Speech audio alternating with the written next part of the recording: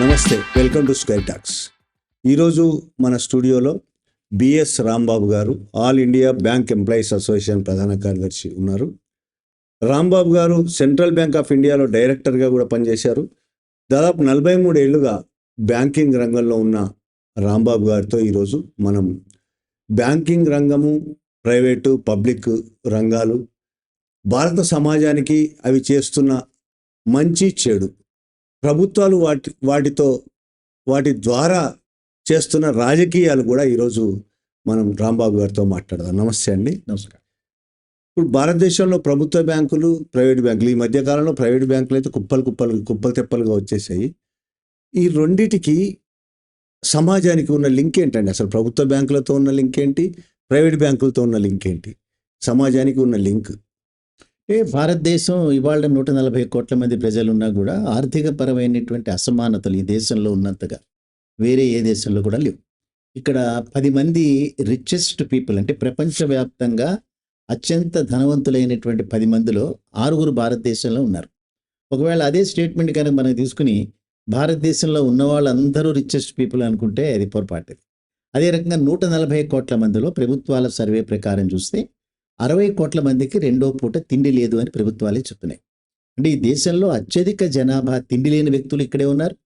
అత్యధిక జనాభా అనను కానీ దాదాపుగా ఒక 10% ఆఫ్ ది పీపుల్ 1000 కోట్ల క్లబ్ పైనే ఉన్నారు ఈ దేశంలో. అందుకే రీసెంట్ సర్వే ఏం చెప్తుందంటే 90% సంపద ఈ దేశంలో 10% దగ్గరే ఉంది. 10% సంపద మాత్రమే 90% మంది దగ్గర ఉందని. ఇది భారతదేశాన్ని క్షుణ్ణంగా చదివినటువంటి వ్యక్తుల యొక్క సర్వే. దీన్ని మనం పక్కన పెడితే 69వ సంవత్సరంలో ప్రభుత్వ రంగంలోకి బ్యాంకులు రావడానికంటే ముందు దాదాపుగా 200-300 సంవత్సరాల కాలం ఈ బ్యాంకింగ్ రంగం అంతా ప్రైవేట్ రంగం చేతిలోనే ఉండేది. ఇవాళ కొత్త కాదు భారతదేశానికి ప్రభుత్వ రంగం అనేటటువంటి. కానీ అప్పుడున్నటువంటి పరిస్థితులకు ఆధారంగా 46వ సంవత్సరంలో పుట్టినటువంటి all India bank employees association parliament లోపల ఉండేటటువంటి కొంతమంది పార్లమెంటు సభ్యుల యొక్క మద్దతుతో, అప్పుడు కాంగ్రెస్ పార్టీలో కూడా చాలా ప్రోగ్రెసివ్ థింకింగ్ ఉన్నటువంటి పార్లమెంట్ సభ్యులు చాలామంది ఉండేవారు.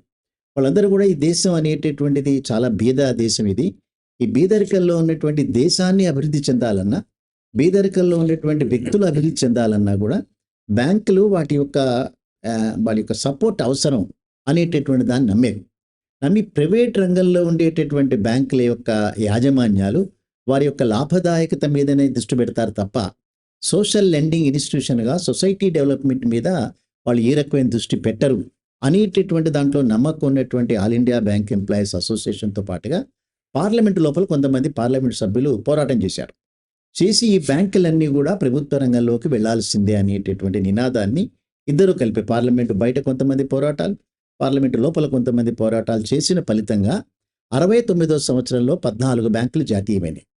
సో దేశంలో అనేక బ్యాంకులు ఉన్నా కూడా 100 కోట్ల రూపాయల పెట్టుబడి ఎక్కడైతే ఏ బ్యాంకులో ఉందో ఆ పైబడి ఉన్నటువంటి బ్యాంకులన్నీ నేషనలైజ్ చేశారు. ఇందిరాగాంధీ గారు ప్రధానమంత్రిగా ఉన్నారు. చాలా విపరీతమైనటువంటి విమర్శ ఎదుర్కొన్నారు.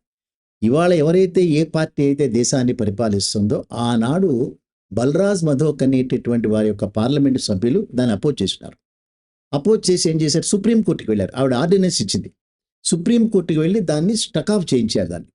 చేయించిన తర్వాత ఇందిరాగాంధీ గారు పార్లమెంటులో రాజ్యాంగాన్ని కూడా అమెండ్ చేసి, అంటే రాజ్యాంగాన్ని అమెండ్ చేసి వచ్చినటువంటి పబ్లిక్ సెక్టార్ బ్యాంక్ ఇది వచ్చి అప్పుడు 14 బ్యాంకులు జాతీయం చేశారు. అప్పటి నుంచి అదొక హిస్టరీ.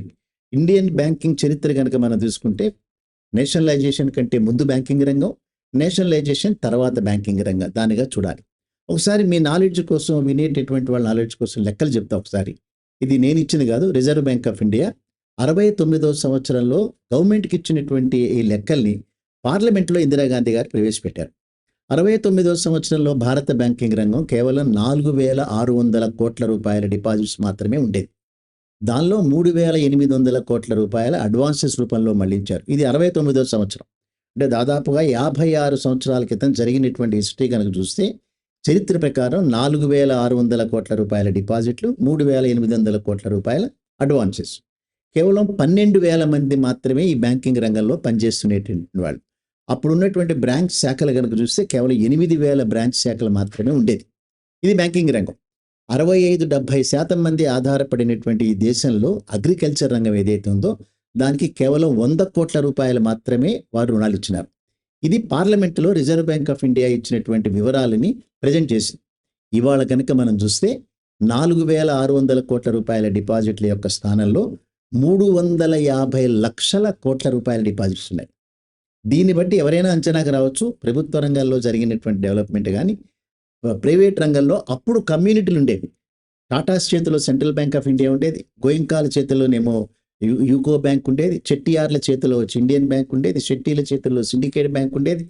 కేవలం కమ్యూనిటీల అవసరాలకు మాత్రమే ఏర్పడినటువంటి బ్యాంకింగ్ రంగం 69వ సంవత్సరం నుంచి ఎనార్మస్గా డెవలప్ అయి 350 లక్షల కోట్ల రూపాయల డిపాజిట్స్తో 3,600 కోట్ల రూపాయలు మాత్రమే అడ్వాన్సెస్ ఉండేటటువంటి బ్యాంకింగ్ రంగంలో ఈ రోజున దాదాపు 280 లక్షల కోట్ల రూపాయల అడ్వాన్సెస్ ఉన్నాయి. ఇదే అగ్రికల్చర్ రంగాన్ని కనుక చూస్తే ఆనాడు 100 కోట్ల రూపాయలు మాత్రమే అగ్రికల్చర్ రంగానికి రుణాలు ఇస్తే ఇవాళ దాదాపుగా 35 లక్షల కోట్ల రూపాయలు అగ్రికల్చర్ రంగానికి రుణాలు ఇచ్చినారు. అదే రకంగా కేవలం 12,000 మంది మాత్రమే పనిచేసేటటువంటి బ్యాంకింగ్ రంగంలో ఇవాళ దాదాపు 8.5 లక్షల మంది పనిచేస్తున్నారు. ఎందుకని ఈ వివరాలని చెప్పాల్సి వచ్చిందనంటే బ్యాంకింగ్ రంగం ప్రభుత్వ రంగంలో ఈ దేశానికి ఉపయోగపడిందా లేదా ప్రైవేట్ రంగం ఉపయోగపడిందా వేరే లెక్కలు వినాల్సినటువంటి అవసరం లేదు, ఇదేమి. కానీ ఆనాడు ఏదైతే ఇందిరాగాంధీ గారి నేతృత్వంలో ప్రభుత్వ రంగంలోకి బ్యాంకుల మళ్లింపుని అపోజ్ చేసినటువంటి రాజకీయ పార్టీ ఏదైతే ఇవాళ ప్రభుత్వాన్ని పరిపాలిస్తోందో, భారతదేశాన్ని పరిపాలిస్తోందో కక్షగట్టున్నారు. కక్షగట్టి ప్రభుత్వ రంగంలో బ్యాంకులు ఉండటానికి వీల్లేదు. అది ఒకటే కారణం, ఆనాడు మేము అపోజ్ చేశాం కాబట్టి మీ దురదృష్టం మా అదృష్టం ఇవాళ మేము ప్రభుత్వంలో ఉన్నాం, అంతవరకే చెప్పడం. దీనికి మనం 2 కనుక కోట్ చేస్తే, ఒకటి ప్రధానమంత్రి గారు ఒక 4-5 సంవత్సరాల క్రితం అమెరికా అనే దేశానికి వెళ్ళి మాట్లాడుతూ ప్రభుత్వ రంగం పుట్టుకే చావటం కోసం అనేటటువంటి ఒక స్టేట్మెంట్ ఇచ్చారు. అంటే public sector banking has taken the birth only to meet the natural death, అది ఆయన మాట్లాడి.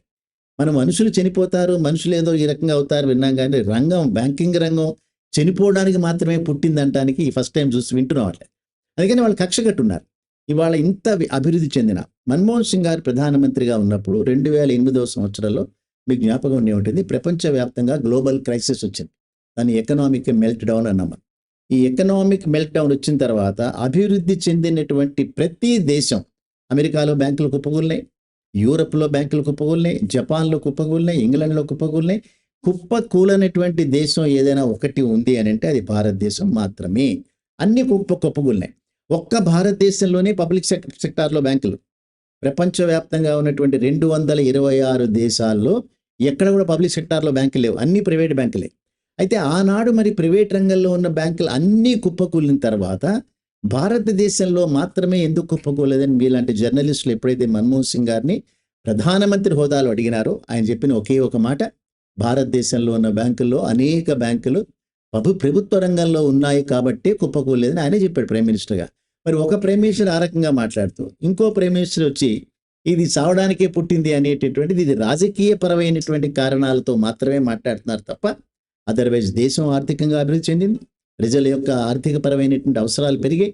అనేక రకాలు ఇందాక చెప్పాను, దాదాపు 250 లక్షల కోట్ల రూపాయలు పైబడిన రుణాలు ఎవరికి ఇచ్చారు? రుణాలు ఎక్కడికి పోయినాయి? గాల్లో అయితే పోలేదు కదా. ప్రజల యొక్క ఇవి మారినాయి. దానితో పాటుగా రాజకీయ జోక్యం, ప్రభుత్వ రంగంలో బ్యాంకులు ఉన్నాయనంటే ప్రభుత్వాలే దానికి యజమాని. అందుకని వారి ద్వారా అనేక మంది దీంట్లో ఇన్వాల్వ్ అయ్యి రాజకీయ పరంగా లక్షల కోట్ల రూపాయలు ఇప్పటి వరకు కూడా రుణాలు మాఫీ అవుతూనే ఉన్నాయి, జనాలు బయటకు వెళ్ళిపోతూనే ఉన్నారు. సో ప్రభుత్వ రంగ బ్యాంకుల్ని రాజకీయ జోక్యంతో దీన్ని అణిచివేసేటటువంటి ప్రయత్నం చేస్తున్నారు. అదర్వైజ్ ఇక్కడ ఉన్నటువంటి అసమానతల ప్రకారం భారతదేశానికి ప్రభుత్వ రంగ బ్యాంకులు మాత్రమే సూటబుల్ మోడ్, అది ఆ ఆపరేషన్ అనేది. అందుకని మీరు అనేటువంటి క్వశ్చన్లో బ్యాంకులకి ప్రజలకి మధ్యలో ఉండేటటువంటి లింక్ ఏదైతే అన్నారో, ఏ వ్యక్తి అయినా సరే, ఏ ఇండస్ట్రీ అయినా సరే ఆర్థికంగా పెరగాలి అని అంటే బ్యాంకుల తోడ్పాటు మాత్రమే ఉండాలి, ఉంటేనే పెరుగుతారు. ఏమాత్రం తోడ్పాటు లేకుండా వ్యక్తుల యొక్క జీవితాల్లో మార్పులు రావు, వ్యవస్థల జీవితాల్లో మార్పులు రావు. ఒకవేళ వ్యవస్థలు కనుక ముందుకు వెళ్తే మరింత మందికి ఉపాధి కల్పించేటటువంటి అవకాశాలు ఉన్నాయి. ఇవాళ ఇండియా సఫర్ అయ్యేది ఎక్స్పోర్ట్ ఓరియంటెడ్ ఇండస్ట్రీస్ లేవు కాబట్టే ఇవాళ ఫారిన్ ఎక్స్చేంజ్లో సఫర్ అవుతున్నాం, ఎంప్లాయ్మెంట్ జనరేషన్లో సఫర్ అవుతున్నాం. అదే రకంగా మనం బయట మార్కెట్లోంచి దిగుమతి చేసుకునే వస్తువులు ఎక్కువగా ఉండటం వల్ల కరెంట్ అకౌంట్ డెఫిసిట్ కూడా ఆ రకంగా ఏర్పాటవుతుంది. అందుకని మా ప్రభుత్వాలు రాజకీయపరమైనటువంటి జోక్యాలు తగ్గించడం, నరేంద్ర మోడీ గారు చాలా అందంగా మాట్లాడుతుంటారు, లెస్ గవర్నమెంట్ మోర్ గవర్నెన్స్ అనేది. దానికి రివర్స్లో వాళ్ళు చేసేదల్లా కూడా మోర్ గవర్నమెంట్ లెస్ గవర్నెన్సే దాంట్లో. అదర్వైజ్ ఇన్ని యూనియన్ బ్యాంక్ ఆఫ్ ఇండియాలో 3 నెలలు బట్టి మేనేజింగ్ డైరెక్టర్ లేడు. సెంట్రల్ బ్యాంక్ ఆఫ్ ఇండియాలో 2 నెలలు బట్టి మేనేజింగ్ డైరెక్టర్ లేరు. అంటే వాళ్ళకి ముందే తెలుసు కదా, డేట్ ఆఫ్ జాయినింగ్ ఎప్పుడు, డేట్ ఆఫ్ రిటైర్మెంట్ తెలుసు కదా. ఒక ప్రధానమైనటువంటి బ్యాంకింగ్ రంగంలో ఉండే 2 ప్రధానమైన బ్యాంకుల్లో మేనేజింగ్ డైరెక్టర్ని అపాయింట్మెంట్ చేయడానికి ప్రభుత్వాల దగ్గర సమయం లేదని అంటే చూడండి ఎంత కక్ష కట్టారో వీటి మీద. ఎక్కడ లక్షల కోట్ల రూపాయలు, సెంట్రల్ బ్యాంక్ ఆఫ్ ఇండియా అయితే 7 లక్షల కోట్ల రూపాయల బిజినెస్ ఉంది. Union Bank of India global bank అది. మెర్జర్లలో వీళ్ళు యూనియన్ బ్యాంకులో ఆంధ్రా బ్యాంక్ని మెర్జ్ చేసి ఈ కార్పొరేషన్ని మెర్జ్ చేసి ఏం మాట్లాడారు, Union Bank of India is a global bank. అంటే భారతదేశ ప్రభుత్వాల దృష్టిలో Union Bank of India global bank అయినప్పుడు global bank managing director appoint చేయడానికి సమయం లేదా మీ దగ్గర? మరి ఇది మోర్ గవర్నమెంట్ అంటారా, మోర్ గవర్నెన్స్ అంటారా? అది సో గవర్నెన్స్ ఏమాత్రం చేతక అనేటువంటి వ్యక్తుల చేతుల్లో కేంద్ర ప్రభుత్వాలు ఉన్న దగ్గర నుంచి ఏదో ఒక రూపంలో కుక్కని పిచ్చిది అని 10 సార్లు దాన్ని అంటాం, చంపటం, ఆ తర్వాత ఎంత తొందరగా అదానీలకి అంబానీలకి బ్యాంకింగ్ వ్యవస్థని కట్టబెట్టాలని చూడటం తప్ప. ఒకవేళ నిజంగా కనుక అదే జరిగితే 69వ సంవత్సరం కంటే ముందు కార్పొరేట్ రంగం చేతుల్లో బ్యాంకింగ్ రంగం ఉన్నప్పుడు వారి యొక్క ఆస్తుల పరంగా పెంపుదల, వారి యొక్క ఆర్థిక అవసరాలు ఏ రకంగా తీర్చబడ్డాయో భవిష్యత్తులో కూడా అదే రకంగా ఉంటుంది. ఇది ఎవరో కొంతమంది వ్యక్తులు అపోజ్ చేసిన మాత్రాన కాదు, ప్రధానమైనటువంటి రాజకీయ వ్యవస్థలో ఉన్నటువంటి పార్టీలు అపోజ్ చేయాలి. కాంగ్రెస్ పార్టీ ఒక రకంగా విన్ విన్ సిట్యుయేషన్తో మీరు బతకాలి మేము బతకాలి అనే కాన్సెప్ట్ ఉండేటటువంటి పార్టీ. అందుకని వారు మాత్రం ఎట్టి పరిస్థితుల్లో బ్యాంకింగ్ రంగంలో, ప్రభుత్వ రంగంలో 51% మించి కిందకి మేము దిగమని చెప్పారు. బట్ వీళ్ళు ఎంత తొందరగా దిగుదామా, ఎంత తొందరగా అదాని అంబానీలకు అమ్ముదామా అనేటటువంటి ప్రయత్నం వీరు చేస్తున్నారు. అందుకనే మెర్జర్లు చేశారు, తర్వాత ఇప్పుడు ప్రైవేటైజేషన్లోకి వెళ్తున్నారు. ఈవెన్ నిర్మలా సీతారామన్ గారు వారు ఫ్రీడమ్ స్ట్రగుల్లో వీళ్ళ పాత్ర లేదు, దేశాన్ని ఆర్థికంగా అభివృద్ధి చెందటంలో వీళ్ళ పాత్ర లేదు. ఈవెన్ దాన్ని ఆవిడేం మాట్లాడుతుంది, ఇప్పుడు స్టేట్ బ్యాంక్ ఆఫ్ ఇండియాను కూడా ప్రైవేట్ పరం చేస్తాం మేము, కరోనా తీవ్రత ఎంత ఎక్కువగా ఉన్న మా ప్రైవేటీకరణ ప్రక్రియ ఆగదు. ఇవన్నీ దేశానికి ఉపయోగపడేవి కాదు. దురదృష్టం ఈ వ్యవస్థలో వాటి మీద ఉద్యమాలు చేసేటటువంటి వ్యవస్థలు, పార్టీలు కరువైనటువంటి నేపథ్యాలు. ఇంకోటి, ఈ బ్యాంకులు ప్రధానంగా లోన్లు ఇవ్వడం, చాలా ఇండస్ట్రీస్లు కావచ్చు, వ్యవసాయం కావచ్చు, దీని మీద ఆధారపడి ఉంటుంది లోన్ల మీద. మన దగ్గర 3 రంగాలు ఉన్నాయి, వ్యవసాయ రంగం, ఇండస్ట్రీ రంగం, ప్రస్తుతం సేవా రంగం చాలా బాగా విపరీతంగా డెవలప్ అవుతుంది. బ్యాంకు రుణాలు ప్రధానంగా దేని మీద ఎక్కువ ఇస్తున్నారండి ఈ 3 రంగాల్లో? సేవా రంగం మీరు జీడిపిలో కనుక చూస్తే 52% పైబడే సేవా రంగం కంట్రిబ్యూషన్ ఉంది. ఇండస్ట్రియల్గా మనం చాలా ఎక్కువ కంట్రిబ్యూషన్ లేదు, దాంట్లో 24-23%. దానికంటే ఎక్కువగా అగ్రికల్చర్ శాతం ఎక్కువ ఈ ఇండస్ట్రియల్ దేనికంటే. ఎందుకంటే ఇండియా ఇండస్ట్రియల్గా డెవలప్ అవ్వలేదు. అగ్రికల్చర్గా డెవలప్ అయినటువంటి రాష్ట్రాలు అనేక ఉన్నాయి కూడా. మన తెలంగాణ రాష్ట్రం తీసుకున్నా, ఆంధ్రప్రదేశ్ రాష్ట్రం తీసుకున్నా, ఇవి అగ్రికల్చర్గా డెవలప్ అయినటువంటి రాష్ట్రాలు మాత్రమే. ఒక హైదరాబాద్ని మినహాయిస్తే తెలంగాణ రాష్ట్రంలో అగ్రికల్చర్ మీద ఇప్పుడు చాలామంది డిపెండ్ అయి ఉన్నారు, ఇండస్ట్రీస్ తక్కువగా ఉండేటువంటి నేపథ్యం. అంచేత బ్యాంకుల యొక్క ఆర్థిక పరంగా ఇందాక మీరు చెప్పే దాదాపు 30 లక్షల కోట్ల రూపాయలు పైబడే ఈ అగ్రికల్చర్ రంగానికి ఇచ్చారండి. ఇండస్ట్రియల్ రంగాన్ని కూడా బ్యాంకులు యాజ్ ఎ హోల్ మన 2 తెలుగు రాష్ట్రాలు కాక చూస్తే అవి ఎక్కువగా ఎక్స్పోర్ట్ ఓరియంటెడ్ కాకుండా లోకల్గా ఉండేటటువంటి వాటి మీదనే కాన్సన్ట్రేట్ చేశారు. మన యొక్క వస్తువులు బయట మార్కెట్లో చాలా తక్కువగా కనిపిస్తాయి, అక్కడెక్కడ కొద్దిగా బట్టలు కనిపిస్తాయి తప్ప మిగతా చాలా తక్కువగా కనిపిస్తాయి. ఏ రంగంలో అంత ఇదిగా మనం లేవు. అందుకని రుణాల యొక్క రికవరీ అనేటటువంటిది పూర్గా ఉండేటటువంటి రంగం ఇండస్ట్రియల్ రంగం. అందుకని బ్యాంక్ నేను అడిగేది అసలు ఇచ్చింది ఏ రంగాలకు ఎక్కువ ఇచ్చారు? రుణాలు ఎక్కువ ఇచ్చింది వ్యవసాయ రంగానికా, ఇండస్ట్రీస్కా, సేవా రంగానికి ఇచ్చారు? అన్ని రంగాలకి 350 లక్షల కోట్ల రూపాయల్లో బ్యాలెన్స్ షీట్ కనుక మనం చూస్తే అన్ని రంగాలకి విరివిగానే ఇచ్చారు. బట్ 52% కాంట్రిబ్యూట్ చేసే సేవా రంగానికి కూడా ఎక్కువ వెళ్ళింది, వెళ్లకుండా దీనిలో ఉండలేదు అక్కడ.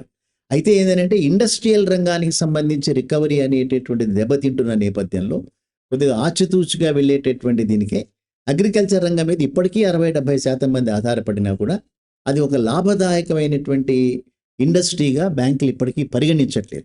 అదేదో మన దగ్గర నుంచి ఏదో రైతులకు సహాయం చేస్తున్నాం అనేటటువంటి మాట తప్ప, ఇది ఈ రంగాన్ని కనుక అభివృద్ధి చేసిన రోజున దీనిలో ఎక్కువ ఎంప్లాయ్మెంట్ జనరేట్ అవుతున్నది. ప్రభుత్వాల యొక్క పాలసీలు లేవు. ప్రభుత్వ రంగంలో బ్యాంకుల్లోనే ఎక్కువ డిపాజిట్స్ ఉన్నాయి, ఎక్కువ బ్రాంచులు కూడా దాదాపు 1,10,000 పైగా బ్రాంచ్ శాఖలు ఉన్నాయి ఈ దేశంలో. సో ఈ 1,10,000 పైగా ఉన్నటువంటి బ్రాంచ్ శాఖల్లో దాదాపు 72,000 ప్రభుత్వ రంగంలో ఉండేటటువంటి బ్రాంచ్ శాఖలే. దీనికి యజమాని ప్రభుత్వాల యొక్క ప్రయారిటీ ఈ రంగానికి మనం ఇవ్వాలి అనుకున్నప్పుడు ఇవి న్యాచురల్గా ఆటోమేటిక్ ఇవన్నీ వెళ్తాయి. ఎందుకంటే బ్యాంకింగ్ బోర్డులో government director, reserve bank director ఇద్దరు ప్రధానమైన వ్యక్తులు ఉంటారు. ఇది గవర్నమెంట్ ఆఫ్ ఇండియా అపాయింట్ చేసింది. సో ఆ ఇద్దరు కూడా ఒకరేమో లోనింగ్ పాలసీని తీసేటటువంటి వాళ్ళు, ఇచ్చినటువంటి పాలసీని ఇంప్లిమెంటేషన్ ప్రభుత్వ పరంగా చూసేటటువంటి వాళ్ళు, వీళ్ళిద్దరూ అక్కడ కూర్చుని ఉంటారు. సో వాళ్ళ యొక్క ప్రయారిటీలు కనుక ఈ రంగాన్ని అభివృద్ధి చెందాలి అనుకున్నప్పుడు ఆ రంగానికి విరివిగా క్రెడిట్ సపోర్ట్ అనేటటువంటిది ఉండే అవకాశం ఉంటుంది అక్కడ. బట్ ప్రభుత్వాల యొక్క పాలసీ ప్రకారం ప్రైవేట్ రంగాన్ని ప్రోత్సహించాలనేటటువంటి దానిలో ఉంది కాబట్టి ప్రైవేట్ రంగంలో ఉన్న వాళ్ళకి వాళ్ళు ఇష్టం వచ్చిన ఆ బోర్డ్స్ ఏ రకంగా నిర్ణయం చేస్తారో ఆ రకంగా వెళ్ళచ్చు. అలాగే రైట్ ఆఫ్ రూల్స్ ఏంటండి? అసలు రైట్ ఆఫ్ ఎవరికి చేయొచ్చు, ఎవరికి చేయకూడదు, అట్లా రూల్స్ ఏమైనా ఉన్నాయా? గవర్నమెంట్ ఇష్టమా? గవర్నమెంట్ ఇష్టం అంటే ఇప్పుడు అసెట్స్ అనేటటువంటిది ఎవరికైతే రుణం ఇచ్చారో, సపోజ్ నేను బ్యాంకు, మీరు రుణగ్రస్తులు, మీరు రుణం తీసుకున్నారు, దాన్ని ఒక అసెట్ రూపంలో దాన్ని క్రియేట్ చేస్తాను నేను. అంటే బ్యాలెన్స్ షీట్లో నా దగ్గర డిపాజిట్ పెట్టుకున్న దాన్ని నేను లైబిలిటీగా దానిలో రాస్తాను, నేను అడ్వాన్స్ ఇచ్చిన దాన్ని అసెట్గా రాసుకుంటాను. అంటే మిమ్మల్ని నేను మీకు ఇచ్చినటువంటి దాన్ని అసెట్గా పరిగణిస్తాను. ఈ అసెట్లో 3-4 రకాలు ఉంటాయి. ఒకటేమో మామూలుగా రికవరీ వచ్చేటటువంటి అసెట్, సాఫ్గా వెళ్ళిపోయేది. ఇవి కొన్ని ఎప్పుడైతే పరిస్థితుల్లో మనకున్నటువంటి రిజర్వ్ బ్యాంక్ గైడ్లైన్స్ ప్రకారం 90 రోజుల్లో కనుక రికవరీ కనుక కాకపోతే మొత్తం ఎంటైర్ అమౌంట్ని ఎన్పిఏగా పిలిచి కాల్ఫర్ చేయాలనేది రిజర్వ్ బ్యాంక్ గైడ్లైన్.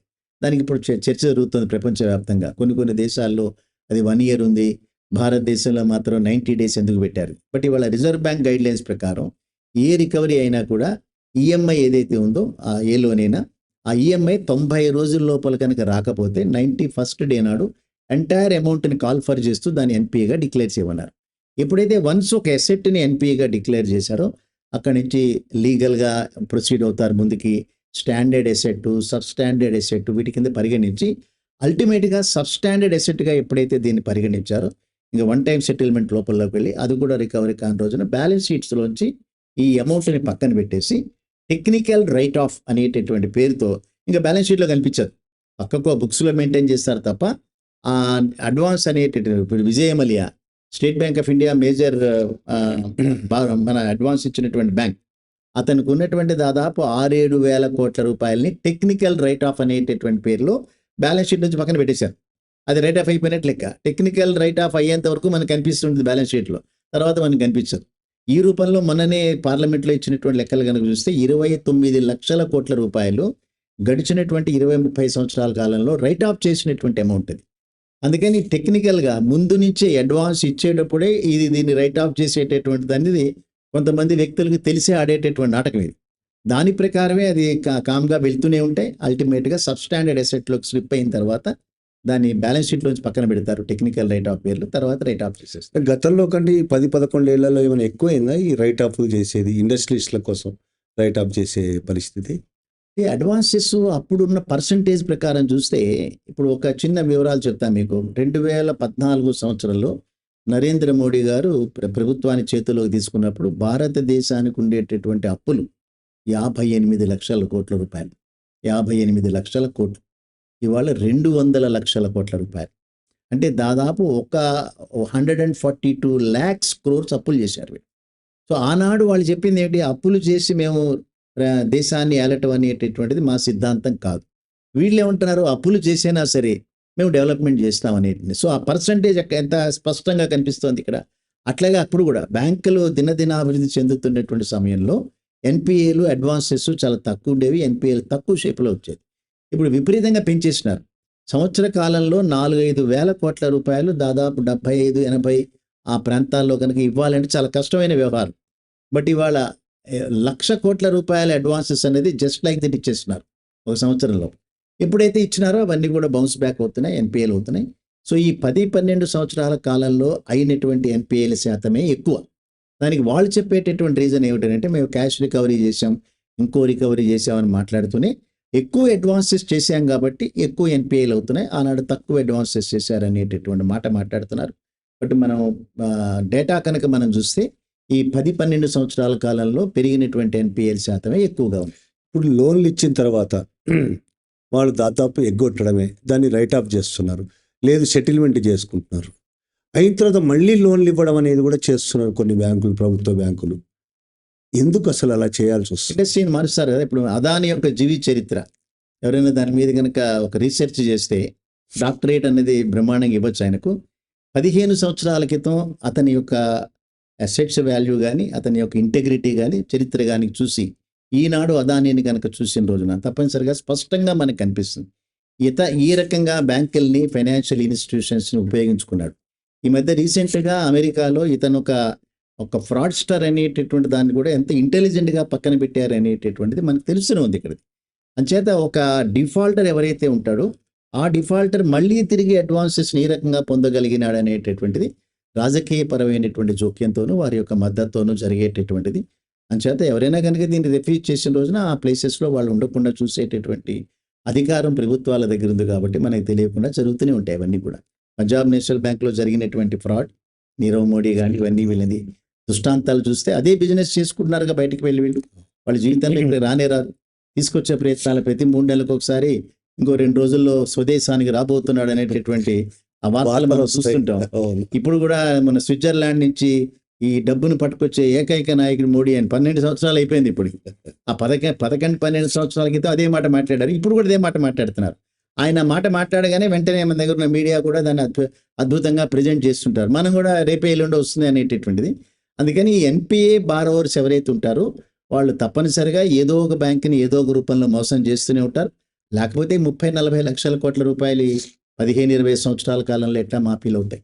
సో అంచేత ప్రభుత్వాల యొక్క జోక్యంతో జరిగేటి. రాబోయే కాలంలో ప్రభుత్వ రంగ బ్యాంకులు ఉంటాయా? అది ఉద్యోగస్తుల పోరాటాల మీదనే ఆధారపడినటువంటిది. యాక్చువల్గా ఈ ప్రభుత్వం ఎప్పటి నుంచో ప్రయత్నం చేస్తోంది.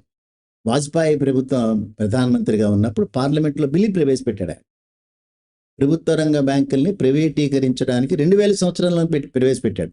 బట్ ఆనాడు కాంగ్రెస్ పార్టీ రాజ్యసభలో వాళ్ళకి బలం ఎక్కువ ఉంది కాబట్టి దాన్ని సాగనివ్వలేదు. 2/3 ఈవెన్ లోక్సభలో కూడా వాళ్ళకి మెజారిటీ లేదు. వాళ్ళు అదర్వైజ్ వాజ్పేయి ప్రభుత్వం ఎప్పుడైతే పార్లమెంట్లో ప్రవేశపెట్టబడిందో, ఎప్పుడైతే నరేంద్ర మోడీ గారి చావడానికే పుట్టారో వీళ్ళ యొక్క మైండ్లో మాత్రం సమయం ఎప్పుడైతే లభిస్తుందో అప్పుడు ప్రైవేటైజ్ చేద్దామని వీళ్ళకుంది. హోండాను కూడా పర్చేజర్స్ రెడీగా ఉన్నారు, అమ్మడానికి వీళ్ళున్నారు సిద్ధంగా. సో మధ్యలో సమయం కోసం వెయిట్ చేస్తున్నారు. I don't think except Congress party as a whole తప్ప మిగతా ఏ పొలిటికల్ పార్టీ కూడా ప్రభుత్వ రంగంలో బ్యాంకులు ఉండాలంటే, మిగతా పొలిటికల్ పార్టీ అంటే పార్లమెంటులో బలం ఉండేటటువంటి పొలిటికల్ పార్టీ సంగతి చెప్తున్నాను. సో పార్లమెంట్లో ఎంతో కొంత బలం ఉన్నట్టు ఏ పొలిటికల్ పార్టీ కూడా బ్యాంకులన్నీ ప్రభుత్వ రంగంలోనే ఉండాలని స్పష్టంగా మాట్లాడుతున్నటువంటి దృష్టాంతాలు ఎక్కడ మనకు కనిపించారు. కాంగ్రెస్ మాట్లాడుతుందా? కాంగ్రెస్ మాట్లాడుతుంది కదా. కాంగ్రెస్ 51% కంటే కిందకి దిగడానికి వీల్లేదు. అది చట్టం. అది చట్టం ఇవాళ ఏం చెప్తోంది అంటే 100% గవర్నమెంట్ పెట్టుబడులు ఉండాలని ఎక్కడ లేదు. ప్రభుత్వ రంగంలో బ్యాంకులు ఉండాలి అని అంటే 51% ప్రభుత్వాల యొక్క పెట్టుబడులు ఉండాలి అంటే 49% ప్రైవేట్ పెట్టుబడులు ఉండొచ్చు అనేటటువంటి లెక్క అది. అందుకని వాళ్ళు ఏం చేస్తున్నారంటే 100% ఉండే పెట్టుబడులు 51 వరకు వెళ్ళాయి. వీళ్ళ యొక్క ఇదే కాన్సెప్ట్ ఏంటంటే దాన్ని ఇంకా 51% నుంచి ఇంకా తగ్గించాలని. వాళ్ళ యొక్క ప్యారెట్స్ కొంతమంది ఉంటారు ఈ దేశంలో. ఎప్పుడెప్పుడైతే నరేంద్ర మోడీ గారు ఏదైనా పని చేయాలనుకుంటారో ఈ ప్యారెట్స్ అన్ని లేస్తాయి ముందే. లేచి కొన్ని కోకిల్లా కూస్తుంటాయి, కొన్ని ఏమో కాకిలా అరుస్తుంటాయి. 10 గంటలు ప్రవేశపెట్టాలి, 20 గంటలు ప్రవేశపెట్టాలని ఒకటి మాట్లాడుతుంటాడు. అసలు ఏమిటిది, ప్రభుత్వాలు పెట్టుబడులన్నీ వేస్ట్ కదా. ఇక్కడ వాళ్ళు ఇంకో చోట ఏదైనా రీహాబిలిటేషన్ కార్యక్రమాలు చేయొచ్చు, అదాని గారికి అమ్మేయండి, వీళ్ళు మాట్లాడుతుంటారు. సో ఈ రకంగా మాట్లాడిన తర్వాత వాళ్ళు చేసేటటువంటిది ఫస్ట్ మెర్జర్తో మొదలుపెట్టారు. 28 బ్యాంకులు 1969లో 14 బ్యాంకులు జాతీయమైన తర్వాత 1980లో 6 more బ్యాంక్స్ నేషనలైజ్ చేశారు. 20 బ్యాంక్స్ అయినాయి. ఆ తర్వాత స్టేట్ బ్యాంక్ ఆఫ్ ఇండియాకు ఉన్నటువంటి సబ్సిడరీస్ 8 ఉండేవి. మొత్తం కనుక మనం చూస్తే 28 పబ్లిక్ సెక్టార్ బ్యాంకులు ఇవాళ 12 కుదించబడ్డాయి మెర్జర్లు చేసి. ఇప్పుడు మా సీతారామన్ గారు ఏం మాట్లాడుతున్నారు, ఆవిడ మేము 12 బ్యాంకులు మేము ఉంచుకోము, 4 బ్యాంకులు మాత్రమే ఉంచుకుంటాం, మిగతా 8 బ్యాంకులని అమ్మివేస్తామని పదే చెప్తోంది ఆవిడ. ఆ 4 ఏమిటి 8 ఏమిటి అనేటటువంటిది ఒక పెద్ద క్వశ్చన్ మార్క్. సెకండ్ థింగ్, వాళ్ళు తయారు చేసినటువంటి బిల్ ఏదైతే ఇవాళ రెడీగా ఉందో అన్ని మొత్తం 12 పబ్లిక్ సెక్టార్ బ్యాంకులను కూడా ప్రైవేటు పరం చేసేటటువంటి బిల్లే వాళ్ళు తయారు చేసి పెట్టుకున్నారు. రేపు పార్లమెంటులో కూడా 4 ఎగ్జామ్ చేయండి, 8 నేషనల్, అది రాజ్యాంగాన్ని ఆ రకంగా అనువదించలేరు. దాన్ని రాజ్యాంగాన్ని మార్చాలంటే ఆ పబ్లిక్ సెక్టార్ బ్యాంకింగ్ అనేటటువంటి ఆ చాప్టర్ని తీయాల్సి వస్తుంది వాళ్ళు. అందుకని వాళ్ళు పార్లమెంటులో అప్రూవ్ చేయించుకోబోయేటటువంటి బిల్ ఏదైతే చెప్తుందో అది మొత్తం 12 పబ్లిక్ సెక్టార్ బ్యాంకుల్ని ప్రైవేటు పరం చేయాలి. సమయం కోసం మాత్రమే ఎదురు చూస్తున్నారు వీళ్ళు. రేపు పొద్దున్న జమిలీ ఎలక్షన్స్నో మరొకటనో వాళ్ళ ప్రయారిటీస్ ఆ రకంగా ఉన్నాయి కాబట్టి ప్రైవేటీకరణ ప్రక్రియ అనేది మాత్రం వాళ్ళ యొక్క టాప్ ఎజెండాలో ఉన్నదని మాత్రం గ్యారంటీ. భవిష్యత్తులో ఏం జరుగుతుందో చూడాలి. అసలు ఈ ప్రభుత్వ రంగ బ్యాంకుల కార్మికులు అంటే ఎంప్లాయీస్ దీన్ని ఆపగలిగే శక్తి ఉందంటారా వాళ్ళకి? ప్రభుత్వ రంగ బ్యాంకుల్లో అందరూ ప్రభుత్వ రంగం పట్లే ఉన్నారని కూడా మనం అనుకోవడానికి లేదు కదా. కొత్త తరం వచ్చేసింది. కొత్త తరం ఎప్పుడు కూడా షార్ట్ టర్మ్ రిజల్ట్స్లో ఉన్నారు వాళ్ళు. ఈ సంవత్సరం నాకేం దొరుకుతుంది, నెక్స్ట్ ఇయర్ ఒకవేళ కనుక నాకు ఇష్టం లేకపోయినా వారికి ఇష్టం లేకపోయినా నేను ఇంకొకటి చూసుకుని వెళ్ళిపోయేటువంటి అవకాశం ఉందని. అంతకుముందు మనం కనుక చూస్తే మొదట్లో 10th క్లాస్ ఫస్ట్ క్లాస్లో పాస్ అయిన వాడు ఒక క్లరికల్గా వచ్చి టాప్లోకి వెళ్ళిన సందర్భాలు ఉన్నాయి. ఇవాళ అందరూ కూడా డాక్టర్లు వస్తున్నారు, ఇంజనీరింగ్ పోస్ట్ గ్రాడ్యుయేట్స్ వస్తున్నారు, ఎంసీఏ పోస్ట్ గ్రాడ్యుయేట్స్ వస్తున్నారు. వాళ్ళందరికీ కూడా మార్కెట్లో మరొక రకమైన ఎంప్లాయ్మెంట్ నాకు అవైలబుల్ ఉంది అనేటటువంటి కాన్సెప్ట్తోనే వర్క్ చేస్తున్నారు. వాళ్ళు కూడా రాజకీయ పరంగా పబ్లిక్ సెక్టార్ బ్యాంకుల్లో కేవలం ఎంప్లాయీస్ కోసం కాదు కదా ఉండేది. ఈ దేశం ఆర్థికంగా అభివృద్ధి చెందింది అనేటటువంటి గణాంకాలు ఎప్పుడైతే చెప్తున్నాయో ప్రతి ఒక్కరికి ఒక రకమైనటువంటి రాజకీయ స్పృహ, సమాజం పట్ల వారికి ఒక రకమైన నిబద్ధత ఉండాలి. అప్పుడు మాత్రమే ప్రతి దాన్ని ఆ రకంగా ఆలోచించగలుగుతాడు. ఏమాత్రం నిబద్ధత లేకుండా కేవలం అవకాశవాదం మాత్రమే నిబద్ధతగా పెంచుకున్నటువంటి ఎవరైనా సరే వాటి మీద కాన్సన్ట్రేట్ చేయరు. ఇవాళ మనం చూస్తే 2008 సంగతి ఇందాక మీరు చెప్పినట్లుగా ప్రపంచవ్యాప్తంగా వ్యవస్థే కుప్పకూలితే పబ్లిక్ సెక్టార్ రంగంలో బ్యాంకులు ఉన్నాయి మాత్రమే కాబట్టే మీకు కుప్పకూలేదని ప్రధానమంత్రి చెప్తున్నాడు. ఆయన పెద్ద ఎకానమిస్ట్ అయినా. సో ఈ రకంగా ఇది కుప్పకూలకుండా ఉండాలనంటే ప్రభుత్వ రంగంలో ఉండటం మాత్రమే ఈ దేశానికి శ్రేయస్కరం అని. కనుక ఎప్పుడైతే ఎంప్లాయీ ఆ రకమైనటువంటి కాన్సెప్ట్, ఆ రకమైనటువంటి పొలిటికల్ ఐడియాలజీ కనుక డెవలప్ చేసుకుంటాడో తప్పనిసరిగా ఆఖరి వరకు దీన్ని కాపాడతాడు.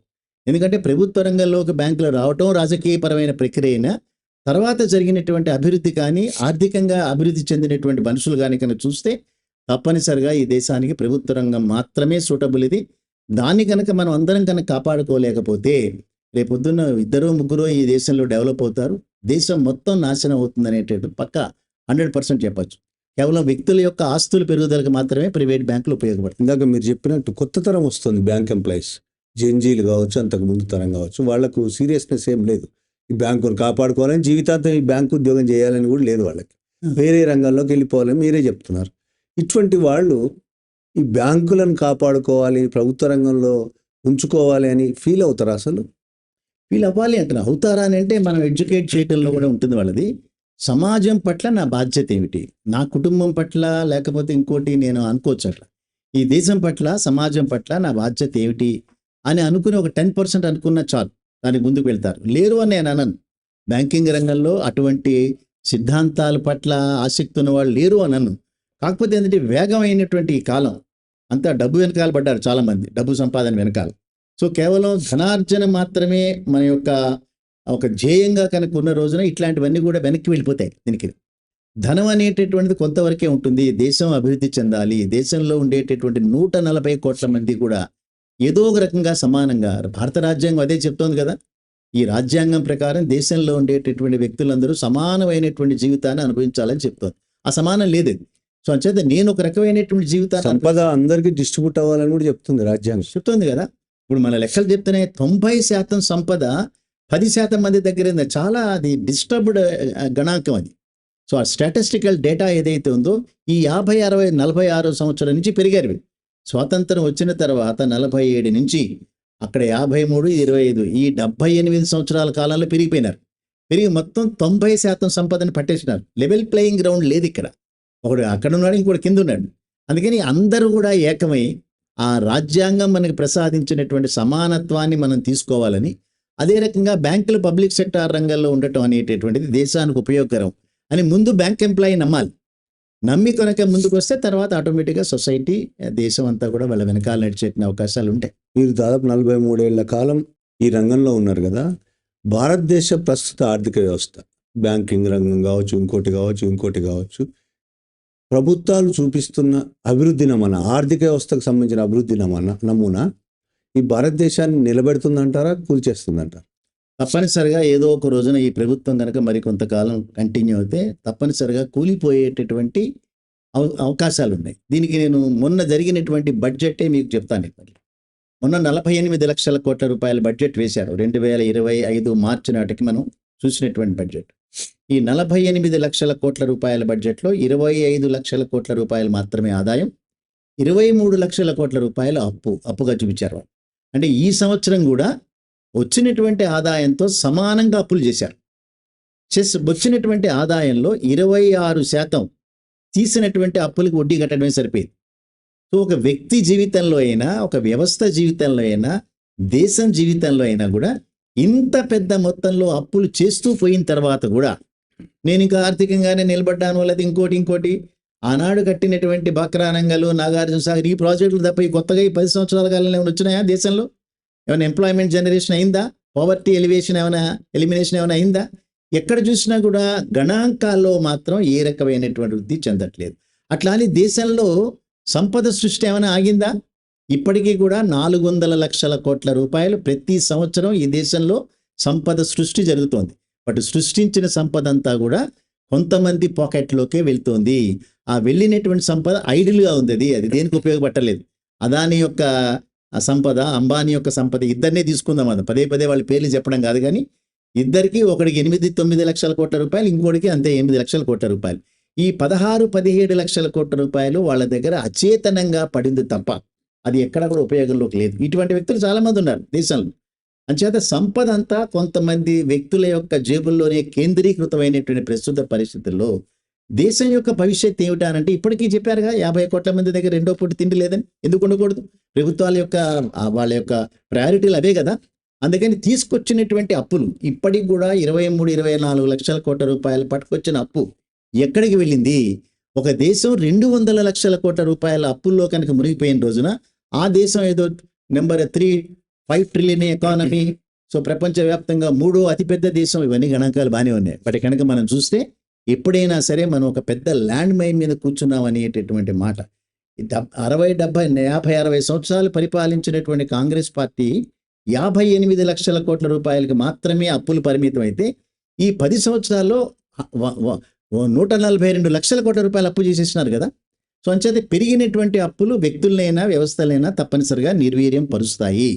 సో ఆ రకంగా ఇవాళ నిన్న నరేంద్ర మోడీ గారు మాట్లాడుతూ అమెరికా ఇంకో దేశాలు వెళ్ళడాన్ని ఆపేయండి, ఇక్కడే కూర్చోండి, ఇక్కడే మీరు చేయండి అంటే రియల్ పరిస్థితి కూడా ఇక్కడ ఇంటర్నల్గా మ్యానుఫ్యాక్చరింగ్ యూనిట్స్ అనేటటువంటిది లేవు. వాళ్ళకి ఇచ్చేటటువంటి ఎకనామికల్ క్రెడిట్ సపోర్ట్ అనేటటువంటిది లేదు.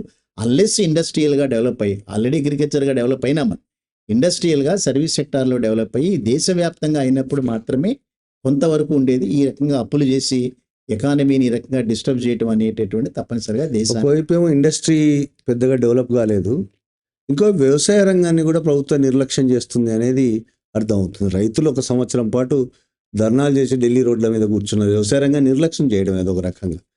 ఇంకొక వైపు సేవా రంగం అభివృద్ధి చెందుతుంది, 52% అంటున్నారు మీరు. ఈ పరిస్థితుల్లో ఒక్క సేవా రంగం ద్వారా భారతదేశం అభివృద్ధి చెందే అవకాశం ఉంది? అసలు నిలబడే అవకాశం ఏమైనా కనబడుతుందా ఈ ఆర్థిక వ్యవస్థ?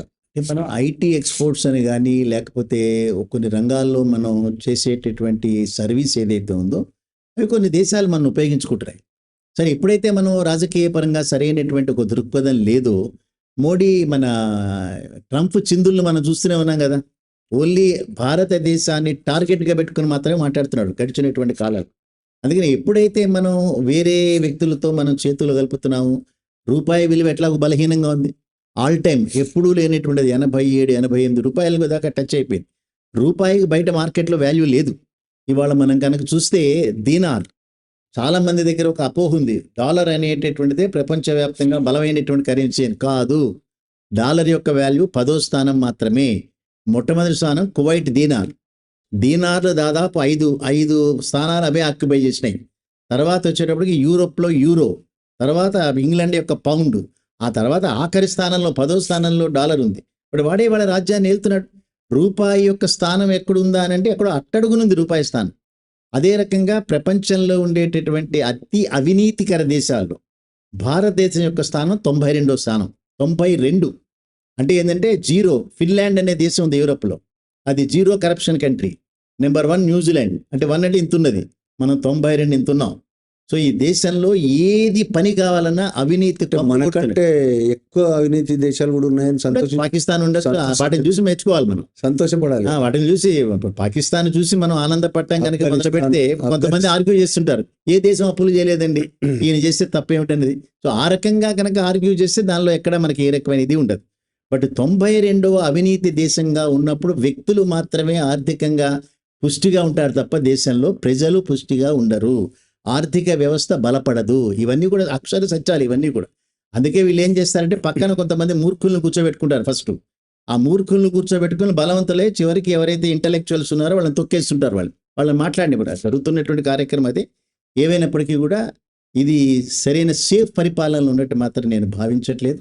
భవిష్యత్తులో కనుక ఆర్థిక పరంగా మార్పులు లేకుండా, ఎకనామికల్గా మార్పులు లేకుండా, అవినీతి తగ్గకుండా, వ్యక్తుల యొక్క జీవితాల్లో ఆర్థికపరమైన మార్పులు లేకుండా దేశం బాగుపడుతుందని నేను అనుకుంటున్నాను. ఇప్పుడు ఇందాక మీరు మాట్లాడుతూ ట్రంప్ గురించి మాట్లాడారు. ఈ మధ్యకాలంలో కారణాలు ఏవైనా కావచ్చు, ట్రంప్ మోడీ చాలా చాలా దగ్గర స్నేహితులు, ప్రాణ స్నేహితులు అని వాళ్ళే ప్రకటించుకున్న 2-3 రోజులకే వాళ్ళు బేడీలేసి మరీ కొంతమంది స్టూడెంట్స్ని వెనక్కి పంపించారు. ఇప్పుడు చైనాతోని మీటింగ్ పెట్టుకున్న కొద్ది రోజులకే మళ్ళీ మొదలుపెట్టాడు H1B వీసాలు కావచ్చు, ట్యాక్సులు పెంచడం కావచ్చు. దీనివల్ల భారత ఆర్థిక వ్యవస్థ ఒకవైపు దెబ్బతినడం కాదు, అమెరికాకు భారత ఆర్థిక వ్యవస్థతో అవసరం లేదు అని చెప్పదలుచుకున్నాడా ట్రంప్? అవసరం లేకపోవడానికి అమెరికా, అతనే చాలాసార్లు చెప్పాడు, వలసదారులతో మాత్రమే అమెరికా అభివృద్ధి చెందింది తప్ప. ట్రంప్ కూడా వలసదారుడే కదా. అవును, ఐర్లాండ్ నుంచి వచ్చినటువంటి వ్యక్తి. అవును. అక్కడెవరు వీళ్ళెవరన్నా పుట్టిండొచ్చు తప్పిస్తే పూర్వీకులు ఎవరు అక్కడ పుట్టినటువంటి వాళ్ళు కాదు. అక్కడ అసలైన అమెరికన్స్ అక్కడ పాపం అన్యాయంగా బతుకుతున్నారు. రెడ్ ఇండియన్స్ అంటారు వాళ్ళు. వాళ్ళు ఎక్కడో ఒక కార్నర్లో బతుకుతుంటారు, వాళ్ళు తాగుతూ బతుకుతుంటారు. అమెరికా సొసైటీ అంతా ఒక వరస్ట్ సొసైటీ ప్రపంచంలో ఉండదు. ఎందుకని వరస్ట్ సొసైటీ అంటున్నానంటే, ఎవరైనా హర్ట్ అవ్వచ్చు ఈ మాటకి. ఎందుకంటున్నానంటే అక్కడ జూదం లీగలైజ్డ్, ఎక్కడ పడితే అక్కడ క్యాసినోలు ఉంటాయి, drugs legalised, prostitution legalised. So everything legalise. అక్కడ ఉండే 17-18 సంవత్సరాల పిల్లవాడు ఇవన్నీ లీగలైజ్ అయిన తర్వాత వాడు బాగుపడతాడని అనుకోవడానికి లేదు. మనం అంతే నడుస్తుంది, అంతే ఆ సొసైటీ. అందుకనే వలసదారులతో మాత్రమే అభివృద్ధి చెందినటువంటి అమెరికా అనేక సార్లు అనేక మంది దాన్ని కన్ఫర్మ్ చేసిన తర్వాత ఇవాళ భారతదేశంలో ఉండే వ్యక్తులు లేకుండా అమెరికా అభివృద్ధి చెందంట నమ్మకం లేదు. ఎందుకంటే ఇక్కడి నుంచి మనకు వెళ్ళిన వాళ్ళు కూడా వాళ్ళు భారతీయులని చెప్పుకుంటారా చెప్పుకోరా వేరే సంగతి. ఎందుకంటే వాళ్ళంతా గ్రీన్ కార్డ్ హోల్డర్స్. వాళ్ళు మేము అమెరికన్స్ అనేటటువంటి మాటే మాట్లాడతారు. ఇవాళ ఇతను మాట్లాడినా కూడా వాళ్ళ వరకు అమెరికా పట్ల అపారమైనటువంటి వాళ్ళకి ఆ భక్తి శ్రద్ధలు ఉన్నాయి, డబ్బు వస్తుంది కాబట్టి. అది అందుకని అమెరికా అనేటటువంటి దేశం ఈ మైనస్ ఇండియన్స్ కానీ, మైనస్ జర్మన్స్ కానీ, మైనస్ పాకిస్తానీస్ కానీ, ఇవన్నీ చాలా పెద్ద సంఖ్యలో ఉండేటటువంటి వ్యక్తులు. ఫ్రెంచ్ పీపుల్ విపరీతంగా ఉన్నారు అక్కడ. అంచేత అమెరికన్ అనేటటువంటి వ్యక్తుల కంటే నాన్ అమెరికన్గా అమెరికన్స్గా రూపాంతరం చెందారు వాళ్ళు. వాళ్ళ యొక్క సంఖ్య ఎక్కువ, వాళ్ళే దాని ఎకానమీని కాపాడుతున్నారు. ఏవైనప్పటికీ కూడా ఈ మోడీ గారి సైలెన్స్ ఏదైతే ఉందో, సింధూర్ అనేటటువంటి యుద్ధాన్ని నేనే ఆపేనని ఆయన చెప్పిన తర్వాత ఒక ప్రధానమంత్రిగా నువ్వు ఆపింది లేదు, చచ్చింది లేదని మాట అనకపోవటం, ఇండైరెక్ట్గా మాట్లాడటం, ఇదేదో రాజకీయ పరంగా ఏదో పెద్ద నీతి అని మాట్లాడుతున్నారు కానీ తప్పనిసరిగా అటువంటి ఆపాలి. ఒక మెంటల్ వ్యక్తో, ఒక క్రాక్ వ్యక్తో అట్లా మాట్లాడినంత మాత్రం దాన్ని యాక్సెప్ట్ చేయడానికి లేదు. అందుకని యుద్ధం అనేటటువంటిది ఎందుకు తీశారు, ఎందుకు ఆపారు అనేటువంటిది ఇప్పటికీ అనేక మంది సందేహాలు ఉన్నాయి. ఏవైనప్పటికీ కూడా ఎకనామికల్గా భారతదేశం యొక్క ఇన్వాల్వ్మెంట్ లేకుండా అమెరికా అభివృద్ధి చెందుతుంది అనేటటువంటి దాంట్లో ఎక్కడా కూడా ఇదేం లేదు. అయినప్పటికీ మనం కంప్లీట్గా వాటి మీదనే డిపెండ్ అయ్యే మన యొక్క లైఫ్ని మనం చేయాలి. ఇప్పుడు H1B వీసాలు నెక్స్ట్ ఫీజులు పెంచడం వల్ల ఇండియన్ యూత్కి పెద్ద ఎత్తున నష్టం ఏమైనా వస్తుందా? ముందుగా మాట మార్చారు ఇప్పుడు వాళ్ళు. యాక్చువల్గా ఆ నిర్ణయం తీసుకున్నప్పుడు అక్కడ $1,000 మాత్రమే డిపాజిట్ ఉండేదాన్ని $1 lakh చేశారు. చేసి $1 lakh ప్రతి ఏటా మీరు ఇది చేయాలన్నారు. 21వ తేదీ తర్వాత మా దేశంలో ఎంటర్ అయిన ప్రతి వాడికి కూడా ఈ నిబంధన వర్తిస్తుంది అన్నారు. ఎక్కడి నుంచో ప్రెజర్స్ వచ్చినాయి. 1 lakh వన్ టైం తప్పిస్తే ఇయర్ కాదన్నారు. 21కి పాత వాళ్ళు రావచ్చు కానీ కొత్త వాళ్ళు రావడానికి లేదన్నారు. ఈ లోపల అమెరికన్ కంపెనీస్ అన్నీ మన దగ్గర ఉండేటటువంటి యాపిల్ కంపెనీ లాంటివి కూడా ముందు అమెరికాకి వెళ్ళండి, బయట దేశాలకి రాకండి అని చెప్పి పంపించేశారు అందరినీ. వాళ్ళు ఆల్రెడీ రీచ్ అయిపోయినారు. ఎందుకంటే 21 లోపల కనుక వెళ్తేనే వాళ్ళు సేఫ్గా ఉంటారు. 20 తర్వాత $1 lakh పే చేయాలి. సో ఏమైనప్పటికీ అది ఒక వాళ్ళకు పొగరుమోటుతో చేసేటటువంటి స్టేట్మెంట్స్ ఇవన్నీ. కానీ దానివల్ల మన ఇండియన్ యూత్కి మాత్రం ఇక్కడి నుంచి వెళ్ళినటువంటి వాళ్ళు ఏదో నష్టపోతారు నేను అనుకోను. ఎందుకంటే ఎడ్యుకేషన్ లోన్స్ మీద చాలామంది వెళ్ళారు. వీసాల మీద, ఎంప్లాయ్మెంట్ మీద మనం వెళ్ళిన వాళ్ళకంటే ఎడ్యుకేషనల్ లోన్సే ఎక్కువ మంది తీసుకునేటువంటి సంఖ్య తప్పిస్తే వీళ్ళ వల్ల ఇండియన్ బ్యాంకింగ్ దీనికి పెద్దంత ఎఫెక్ట్ పడుతుంది. కొత్తగా ఉద్యోగాలకి కష్టమయ్యే అవకాశం ఉంటుందా భవిష్యత్తులో? ఎందుకంటే దాదాపు 83-84 లక్షల రూపాయలు అటు కంపెనీ అయినా కట్టాలి, వీళ్ళైనా కట్టుకోవాలి. ఇప్పుడు H1B వీసాల్లో ఉద్యోగాలకు పెద్దంత ఇబ్బంది ఏం లేదు. వాళ్ళు అనేది ఏమిటంటే ఉద్యోగాల పేరుతో ఇక్కడికి వచ్చి ఆ ఉద్యోగంలోంచి ఇంకో ఉద్యోగంలోకి మారినటువంటి వాళ్ళు మాత్రం ఉండడానికి వీల్లేదు అంటున్నారు. ఏ కంపెనీ అయితే మిమ్మల్ని స్పాన్సర్ చేసిందో మీరు ఆ కంపెనీ ఎంప్లాయీగా ఉన్నంతకాలం మీ వీసాని మేము రెన్యూ చేస్తాం. బట్ ఈ కంపెనీని మానేసి ఇంకో కంపెనీలో జాయిన్ అయినప్పుడు ఆ కంపెనీ మీద మా దగ్గర నుంచి వీసా తీసుకోవాలి. కానీ మీరేం చేస్తున్నారు, ప్రీవియస్ కంపెనీ ఇచ్చినటువంటి వీసాలతో కంటిన్యూ అవుతున్నారు. కొంతమంది ఎడ్యుకేషన్ పేరుతో అక్కడికి పోతున్నారు, ఆ ఎడ్యుకేషన్ ఇన్స్టిట్యూషన్ చదవకుండా ఎంప్లాయ్మెంట్ చేసుకుంటారు. అందుకని అక్కడ ఉన్నటువంటి అఫీషియల్స్ అందరూ కూడా ఎవరైతే ఎడ్యుకేషన్ పేరు మీద వచ్చారో వాళ్ళ యొక్క అటెండెన్స్ కంపల్సరీ చేశారు. వాళ్ళ స్కూల్స్లో అటెండెన్స్ని వెరిఫై చేస్తున్నారు. ఎవరైనా కనుక అక్కడ రావట్లేదనగానే వాళ్ళు ఇమీడియట్గా డిపోర్ట్ చేస్తున్నారు. అందుకని దాన్ని చాలా క్లిష్టతరం చేసేసారు. ఎందుకంటే అనేక మంది అమెరికన్ గ్రీన్ కార్డు కోసం విపరీతమైన తాపత్రయపడుతున్న సందర్భంలో నాన్ అమెరికన్స్ యొక్క ఉద్యోగాలు తీసుకోవడానికి వీల్లేదు. అంచేత మా యొక్క అమెరికన్స్ మాత్రమే ఉండాలి, ఇక నుంచి మేము గ్రీన్ కార్డు ఇవ్వము. Green card impossible. సో భవిష్యత్తులో ఎడ్యుకేషన్ కోసం వెళ్ళి అక్కడ ఎంప్లాయ్మెంట్ చేసుకుంటూ గ్రీన్ కార్డ్ సంపాదిద్దాం అంటే అది ఇంపాసిబుల్. అట్లాంటివి భవిష్యత్తులో జరగలేవు. యాజ్ లాంగ్ ఇతను ఉన్నప్పుడు మళ్ళీ వీళ్ళిపోయి డెమోక్రాట్స్ వస్తారు. వచ్చినప్పుడు అది డిఫరెంట్ అడ్మినిస్ట్రేషన్, వాళ్ళది ఇంకా గేట్లు ఓపెన్ చేసేస్తారు కంప్లీట్గా. సో ఈ రిపబ్లికన్స్ ఉన్నంత కాలం ఒక రకమైనటువంటి సిచ్యుయేషన్, వీళ్ళు వెళ్ళిపోయిన తర్వాత మారేటటువంటి అవకాశం వీళ్ళు. భారతదేశం ఇప్పుడు అమెరికా వైపు కాకుండా చైనా వైపు మళ్ళీ అవకాశం ఉందా? చైనాతో వ్యాపార ఒప్పందాలు చేసుకునే అవకాశం టెంపరీగా వీడు వద్దన్నాడు కాబట్టి వాడి దగ్గరికి వెళ్తాం. ఇప్పుడు చైనాతో రిలేషన్స్ని కావాలని కోరుకున్న నెహ్రూ టైం నుంచి కూడా చైనాతో రిలేషన్స్ లేవు కదండి. ఆల్రెడీ వాడు అరుణాచల్ ప్రదేశ్ దగ్గర ఆక్యుపై చేసుకున్నాడు. అరుణాచల్ ప్రదేశ్ వచ్చి అసలు మీ దేశం కాదంటాడు, సిక్కిం మీ రాష్ట్రం కాదంటాడు. ఇప్పటికీ వాళ్ళ మ్యాప్స్లో వాళ్ళని కలుపుకొని ఉన్నారు. అటువంటి వాడి దగ్గరికి వెళ్ళి మీరు చేతులు కలిపినంత మాత్రాన ఊరికే వీళ్ళు నాటకాలు ఆడుతున్నారు, వాళ్ళు నాటకాలు ఆడుతున్నారు. రష్యా అంటే అది ప్రీవియస్ USSR కాదు. ప్రస్తుతం ఉన్నటువంటి రష్యా అనేది టోటల్గా డిఫరెంట్. సో వాటి మీద డిపెండ్ అవ్వటం అనేటటువంటిది అదేమి పెద్ద మన ఇంటెలిజెంట్ మూవ్ అని అనుకోను. బట్ కంపల్షన్, వీళ్ళకి ఇంక దారి లేదు కదా. అంటే ట్రంప్ మీద అలక అటువైపు మెల్లిగా మళ్ళీ అంతవరకే కదా. ఇప్పుడు మళ్ళీ సన్నయ్య రాగా నొక్కుతారు కదా, మళ్ళీ రేపు పొద్దున్న వీళ్ళని పిలవటం వీళ్ళు వెళ్ళటం అనేటటువంటిది. కానీ వీళ్ళకి మాత్రం ఏ రకమైనటువంటి ఫారిన్ పాలసీ లేదండి. వీళ్ళకు ఒక కన్ఫర్మ్డ్ పాలసీ లేదు. ఏమనంటే పైన భగవంతుడు చూస్తాడని చెప్పగానే అందరూ కూడా అమ్మో భగవంతుడు అన్న మాట వింటారు తప్ప, భగవంతుడు అంటే మోడీయే కదా, అది నాన్ బయలాజికల్ వారితో కానీ ఒక పర్మనెంట్ పాలసీ అంటూ లేదు. ఇప్పుడు ఇంకోటి, మనం ప్రభుత్వాన్ని మనం విమర్శిస్తున్నామంటే మొత్తం ఎంటైర్ టీముని విమర్శిస్తాం, వాళ్ళ పాలసీలు తప్పని. అందుకని ఒక నరేంద్ర మోడీని విమర్శిస్తారంటారు. ప్రజాస్వామ్యంలో తీసుకున్న నిర్ణయాన్ని ఇంప్లిమెంట్ చేసేటటువంటి ప్రధానమంత్రి. అందుకని ఒకటే కాదు కదా, పాలసీల గురించి మాట్లాడుతున్నాడు. నేనేమో ఆయన నాన్ బయాలజికల్ కాబట్టి విమర్శించిన తప్పు లేదంటున్నా. సుప్రీంకోర్టే చెప్పింది కదా, కాదు కదా, సుప్రీంకోర్టు చెప్పింది కదా మీరు ఏమైనా విమర్శించవచ్చు అనేది. వాళ్ళు వెళ్ళినటువంటి ఒక కేసు విషయంలో యూపీకి సంబంధించిన అయోధ్యకి సంబంధించిన దాంట్లో జడ్జిని విమర్శించవచ్చు, పెద్ద వరేయవలసిన అవసరం లేదని సుప్రీంకోర్టే చెప్పింది. ఏమైనప్పటికీ చూద్దాం భవిష్యత్తు. సరే, మళ్ళీ ఇండియా దానికి వస్తే చివరగా బ్యాంకింగ్ రంగం ఏమో ఆశాజనకంగా ఉందా? ప్రభుత్వ బ్యాంకింగ్ రంగం ఎప్పుడు కూడా బ్యాంకింగ్ రంగ అవసరాలు ఇవాల్టి ప్రస్తుత టెక్నాలజీ పెరిగినటువంటి నేపథ్యంలో ప్రతి ఒక్క వ్యక్తి కూడా బ్యాంకింగ్ రంగంతో ముడిపడి అతని జీవితం ఉందండి. మొబైల్ అనేటటువంటిది లేకుండా, బ్యాంకింగ్ ఆపరేషన్స్ లేకుండా ఏ పేమెంట్ చేయాలన్నా కూడా through mobile, through banking accounts అనేది చేస్తున్నారు. సో అంచేత వైట్ ఆపరేషన్స్ ఎక్కువై డిజిటల్ యుగంలో మనం ఎంటర్ అయినటువంటి దీంట్లో బ్యాంకింగ్ రంగానికి అత్యధిక అద్భుతమైనటువంటి ప్రాస్పెరిటీ ఉంది. ఓన్లీ థింగ్ రాజకీయ పరమైన మోడీ గారు ఇచ్చినట్లుగానే less government more governance.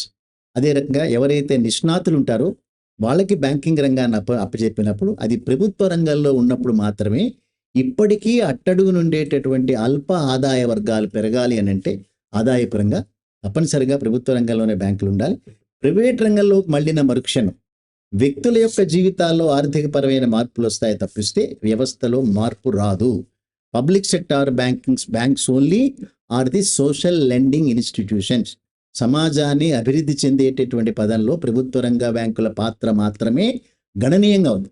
So అటువంటి రంగాన్ని మనం ఏ రకంగా అయినా పోగొట్టుకున్నామనంటే ఒక 10-15 సంవత్సరాల కాలంలో మరికొంతమంది వ్యక్తులు, ఆనాడు టాటాలు బిర్లాలు, ఈనాడు అదానీలు అంబానీలు, ఈ పేర్లు మారుతాయి తప్ప ఈ దౌర్భాగ్యాలు మాత్రం మారవు. అందుకని వ్యక్తుల యొక్క జీవితాల్లో విపరీతమైన మార్పులు వస్తాయి. లక్షల కోట్ల రూపాయల అక్కర్లేని సంపద వాళ్ళ దగ్గర మూలుగుతుంది. అందరూ కనుక బాగుపడాలి, పిల్లలందరూ కూడా పైకి రావాలి, ఎడ్యుకేషన్ పరంగా ముందుకు వెళ్ళాలి, హెల్త్ పరంగా వెళ్ళాలంటే పబ్లిక్ సెక్టార్ రంగ బ్యాంకుల్ని మరింత బలోపేతం చేయటం ద్వారా వ్యక్తుల యొక్క ఆర్థిక జీవితాన్ని మరింత బలోపేతం చేసుకోవచ్చు. థ్యాంక్ యూ అండి రాంబాబు గారు. ఆర్థిక వ్యవస్థ గురించి, బ్యాంకుల గురించే కాకుండా ఆర్థిక వ్యవస్థ గురించి చాలా విషయాలు వివరించారు. Thank you very much. Thank you. నమస్తే.